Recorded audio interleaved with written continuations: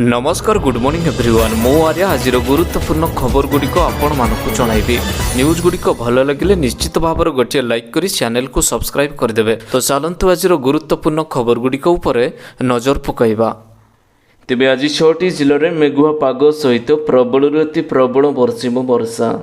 तेबे दक्षिण पूर्व बंगोपसागर में पुणी एक लघुचाप क्षेत्रटी सृष्टि होइछि।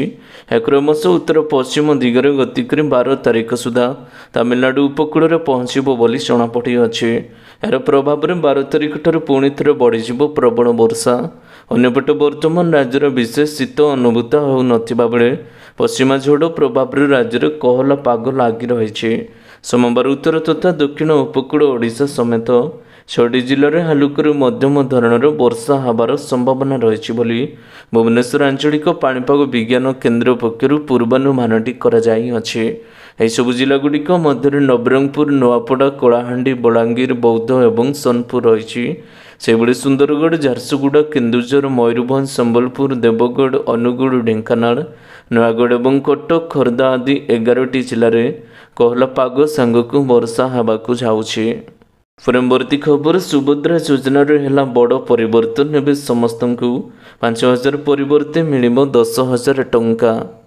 तेबे महिला मानक आर्थिक क्षेत्र में स्वावलंबी करने सरकार विभिन्न प्रकार योजना कार्यकरी करिसेंती।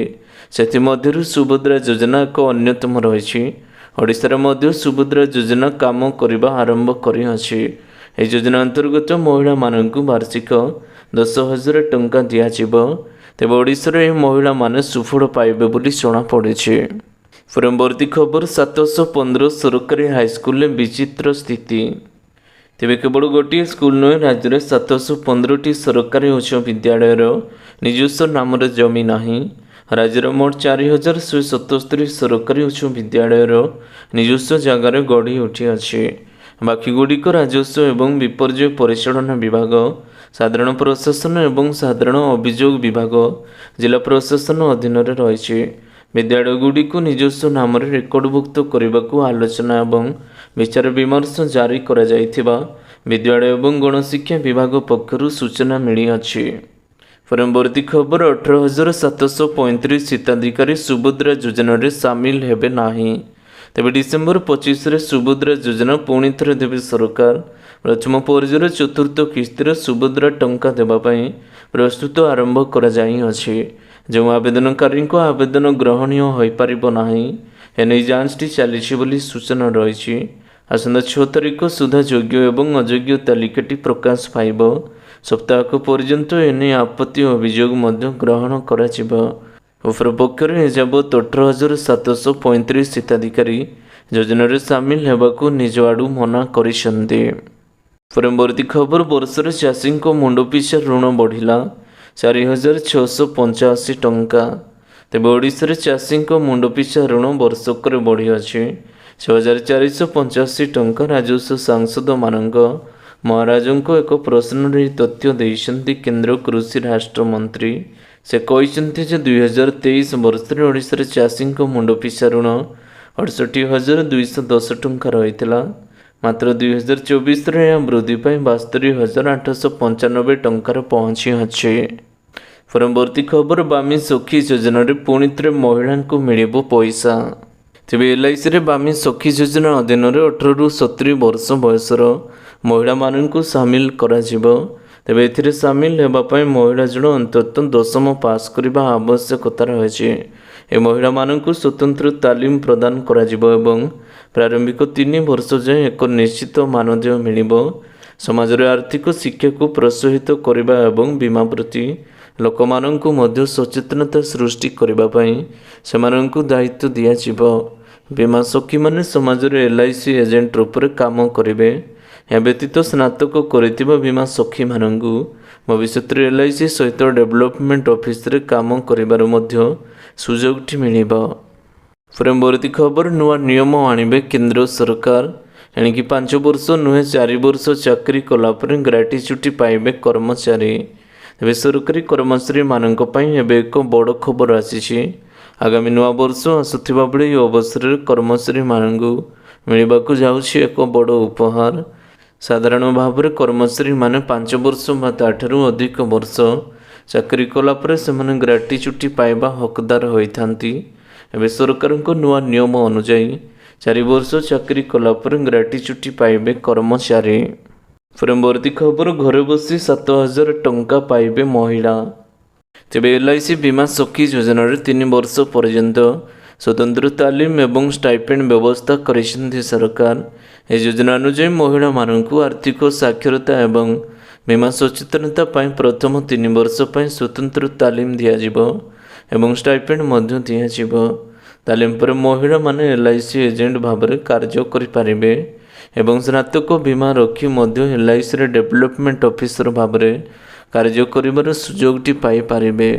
ଏହି ଯୋଜନା ଆରମ୍ଭରେ ମହିଳାମାନଙ୍କୁ ପ୍ରତି ମାସରେ 7,000 ଟଙ୍କା ଦିଆଯିବ ବୋଲି ଜଣାପଡ଼ିଅଛି। ପରବର୍ତ୍ତୀ ଖବର, ଏହି ତାରିଖ ମଧ୍ୟରେ ମାଗଣାରେ କରିନିଅନ୍ତୁ ଆଧାର ଅପଡେଟ୍। ତେବେ ଆଧାର କାର୍ଡ଼ ଅପଡେଟ୍ କରିବା ଲାଗି ନୂଆ ସୁଯୋଗ ରହିଛି। ଆଧାର କାର୍ଡ଼ ଅପଡେଟ୍ କରିବା ପାଇଁ ଦେବାକୁ ପଡ଼ିବ ଫି। ଯଦି ଆପଣ ନିର୍ଦ୍ଧାରିତ ସମୟରେ ଆପଣ ଆଧାର କାର୍ଡ଼ ଅପଡେଟ୍ କରୁଛନ୍ତି, ତେବେ ଆପଣଙ୍କୁ କୌଣସି ଶୁଳ୍କ ଦେବାକୁ ପଡ଼ିବ ନାହିଁ, କାରଣ unique identification authority of India UAIDAI ଆପଣଙ୍କୁ ଆଧାର ମାଗଣାରେ ଅପଡେଟ୍ କରିବାର ସୁଯୋଗଟି ଦେଉଛି। ପରବର୍ତ୍ତୀ ଖବର, 5 ବର୍ଷରେ 59,000ରୁ ଅଧିକ ଅନଲାଇନ୍ ଟ୍ରେଡିଂ ଠକେଇର ଶିକାର। ତେବେ ଗତ 5 ବର୍ଷ ମଧ୍ୟରେ 59,437 ଲୋକ ଅନଲାଇନ୍ ଟ୍ରେଡିଂର ଠକେଇ ଶିକାର ହୋଇଛନ୍ତି। ଅଧିକ ଟଙ୍କା ପାଇବା ଆଶାରେ ଏବେ ଏକାଧିକ ଯୁବବର୍ଗ ଅନଲାଇନ୍ ଟ୍ରେଡିଂର ରାସ୍ତାଟି ଆପଣାଇଛନ୍ତି। ହେଲେ ଅନଲାଇନ୍ ଟ୍ରେଡିଂରେ ସର୍ବସ୍ୱ ହରାଇଛନ୍ତି ଜୀବନ। ମୁଖ୍ୟମନ୍ତ୍ରୀ ମହେନ୍ଦ୍ର ମାଝୀ ଏନେଇ ବିଧାନସଭାରେ ଲିଖିତ ଉତ୍ତରରେ ରଖିଛନ୍ତି। ପରବର୍ତ୍ତୀ ଖବର, ଚାକିରି 4 ବର୍ଷ ପରେ ଲାଗୁ ହେବ ଗ୍ରାଟିଚ୍ୟୁଟି। ତେବେ ସରକାରୀ କର୍ମଚାରୀମାନଙ୍କ ପାଇଁ ଏବେ ବଡ଼ ଖବର ଆସିଛି। ନୂଆ ନିୟମଟି ଆଣିବାକୁ ଯାଉଛନ୍ତି କେନ୍ଦ୍ର ସରକାର। ଏବେ ସମସ୍ତ କେନ୍ଦ୍ରୀୟ କର୍ମଚାରୀଙ୍କ ଦରମା 4 ବର୍ଷ ପରେ ଲାଗୁ ହେବ ଗ୍ରାଟିଚ୍ୟୁଟି। ପରବର୍ତ୍ତୀ ଖବର, ନୂଆ ସୁନାର ଦର ଜାରି। ଜାଣନ୍ତୁ ଭୁବନେଶ୍ୱରରେ ଆଜି ଭରି ପିଛା କେତେ ରହିଛି ଦାମ। ତେବେ 24 କ୍ୟାରେଟ୍ ସୁନାର ଦର 160 ଟଙ୍କା ଏବଂ 22 କ୍ୟାରେଟ୍ ସୁନାର ଦାମ 150 ଟଙ୍କା 24 ଘଣ୍ଟାରେ ବଢ଼ିଛି। ଆଜି ଭାରତୀୟ ବଜାରରେ 22 କ୍ୟାରେଟ୍ ସୁନାର ଦର 10 ଗ୍ରାମ ପ୍ରତି 71,300 ଟଙ୍କା ହୋଇଥିବା ବେଳେ 24 କ୍ୟାରେଟ୍ ସୁନା 10 ଗ୍ରାମ ପିଛା 77,780 ଟଙ୍କା ରହିଛି। ପରବର୍ତ୍ତୀ ଖବର, ଆସନ୍ତା 11 ତାରିଖରେ ଜାତୀୟ ପଞ୍ଚାୟତ ପୁରସ୍କାର ପ୍ରଦାନ କରିବେ ରାଷ୍ଟ୍ରପତି। ତେବେ କେନ୍ଦ୍ର ପଞ୍ଚାୟତ ମନ୍ତ୍ରାଳୟ ମୂଲ୍ୟାଙ୍କନ ବର୍ଷ 2022-23 ପାଇଁ ସମ୍ମାନଜନକ ଜାତୀୟ ପୁରସ୍କାର ବିଜେତାଙ୍କ ନାମ ଘୋଷଣା କରାଯାଇଅଛି। ତୃଣମୂଳ ସ୍ତରରେ ସୀମାବେଶ ଏବଂ ନିରନ୍ତର ବିକାଶକୁ ଆଗେଇ ନେବାରେ ପଞ୍ଚାୟତିରାଜ ଅନୁଷ୍ଠାନଗୁଡ଼ିକର ଉଲ୍ଲେଖନୀୟ ପ୍ରୟାସକୁ ସ୍ୱୀକୃତ ଦେଇ ଏହି ପୁରସ୍କାର ଉତ୍କୃଷ୍ଟତାର ସହିତ ଏକ ମାନଦଣ୍ଡ ଭାବରେ କାର୍ଯ୍ୟ କରିବାକୁ ଯାଉଛି। 2024 ମସିହା ପଞ୍ଚାୟତ ପୁରସ୍କାର ପ୍ରଦାନ ସମାରୋହ ଆସନ୍ତା 11 ଡିସେମ୍ବର ନୂଆଦିଲ୍ଲୀ ବିଜ୍ଞାନ ଭବନରେ ଅନୁଷ୍ଠିତ ହେବ। ପରବର୍ତ୍ତୀ ଖବର, PLIକୁ ସଫଳତା। ଡ୍ରଗ୍ ଉତ୍ପାଦନ କରିବେ ଆଉ 48ଟି ଫାର୍ମା କମ୍ପାନୀ। ତେବେ ଦେଶରେ ଫାର୍ମା ଶିଳ୍ପକୁ ଉତ୍ସାହିତ କରିବା ଲାଗି ସରକାର ଏ କ୍ଷେତ୍ରରେ ଉତ୍ପାଦନ ସଂଯୁକ୍ତ ପ୍ରୋତ୍ସାହନ ସ୍କିମ୍ ଲାଗୁ କରିଛନ୍ତି। ଅନ୍ୟ ପ୍ରକଳ୍ପଗୁଡ଼ିକ ତ୍ୱରିତ ଭିତ୍ତିରେ କାର୍ଯ୍ୟାନ୍ୱୟନ ହେବ ବୋଲି ଆଶା କରାଯାଉଛି। କେନ୍ଦ୍ର ସରକାର ଘରୋଇ ବଜାରରେ ଫାର୍ମା ଶିଳ୍ପକୁ ଉତ୍ସାହିତ କରିବା ଲାଗି PLI ସ୍କିମ୍ରେ 15,000 କୋଟି ଟଙ୍କାର ପ୍ରୋତ୍ସାହନ ପ୍ରଦାନ କରିବାକୁ ଏବେ ଘୋଷଣା କରାଯାଇଅଛି। ପରବର୍ତ୍ତୀ ଖବର, ଆସନ୍ତା 11 ତାରିଖରେ ଆସିବ 3ଟି କମ୍ପାନୀର IPO। ତେବେ ଚଳିତ ମାସରେ 11ରେ 3ଟି କମ୍ପାନୀର ପ୍ରାଥମିକ ପବ୍ଲିକ୍ ଅଫର୍ ଆସିବ। ନିବେଶକ ବିଶାଲ, ମେଗାମାର୍ଟ, ମୋବିକ୍ୱିକ୍ ଏବଂ ସାଇଫେଲ ସାଇନ୍ସ ଭଳି କମ୍ପାନୀଗୁଡ଼ିକ ନିବେଶରେ ସୁଯୋଗ ପାଇପାରିବେ। 13 ଡିସେମ୍ବର ଯାଏଁ ଏଥିରେ ବିଡିଂର ସୁଯୋଗ ମିଳିବ। ଏହି ସେୟାରଗୁଡ଼ିକ 18 ଡିସେମ୍ବର BSE ଏବଂ NSEରେ ଲିଷ୍ଟିଂ ହେବାକୁ ଯାଉଛି। ପରବର୍ତ୍ତୀ ଖବର, ଅଯୋଧ୍ୟାରେ 10.50 ଲକ୍ଷ ଟଙ୍କାରେ ମିଳୁଛି ଜମି। ତେବେ ଭଗବାନ ରାମଙ୍କ ଜନ୍ମସ୍ଥାନ ଅଯୋଧ୍ୟାରେ ଘର ନିର୍ମାଣ କରିବାର ଏକ ସୁବର୍ଣ୍ଣ ସୁଯୋଗ ରହିଛି। ଅଯୋଧ୍ୟା ବିକାଶ ପ୍ରାଧିକରଣ ନିକଟରେ ଏକ ଗୃହ ଯୋଜନାଟି ଆରମ୍ଭ ହୋଇଛି। ଏହି ଯୋଜନାର ନାମ ହେଉଛି ବିଶିଷ୍ଟ କୁଞ୍ଜ ଗୃହ ଯୋଜନା, ଯାହାପରେ 10.50ରୁ 64.64 ଲକ୍ଷ ଟଙ୍କା ପର୍ଯ୍ୟନ୍ତ ପ୍ଲଟ୍ ବଣ୍ଟନ କରିପାରିବେ। ପରବର୍ତ୍ତୀ ଖବର, ଖୁବ୍ ଶୀଘ୍ର ଗାଇଡଲାଇନ୍ ଜାରି। UGC ଅଧ୍ୟକ୍ଷଙ୍କ ସୂଚନା। ତେବେ କମ୍ ୟୁନିଭର୍ସିଟି ଏଣ୍ଟ୍ରାନ୍ସ UGPG 2025କୁ ନେଇ ଆସିଛି ବଡ଼ ଖବର।